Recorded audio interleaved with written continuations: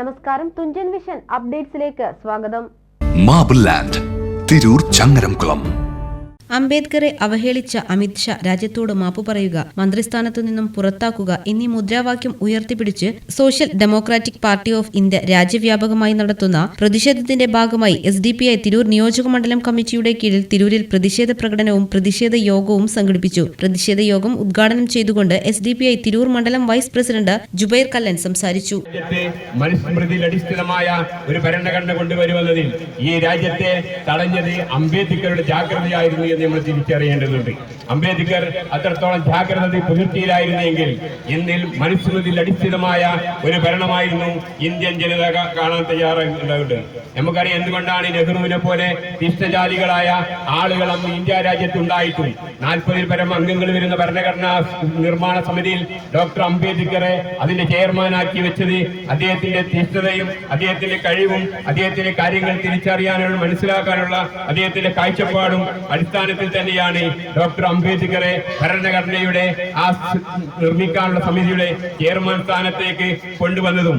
അന്ന് ഭരണഘടന രാജ്യത്ത് അവതരിപ്പിക്കപ്പെട്ടപ്പോൾ അതിനെതിരെയുള്ള എതിർപ്പുകളിലും സംവാദങ്ങളിലും മറുപടി പറയാനും ആ ഡോക്ടർ അംബേദ്കറെ ചുമതലപ്പെടുത്തിയതും അദ്ദേഹത്തിന്റെ കാഴ്ചപ്പാട് മനസ്സിലാക്കിയിട്ടാണ് നമ്മൾ തിരിച്ചറിയേണ്ടത്.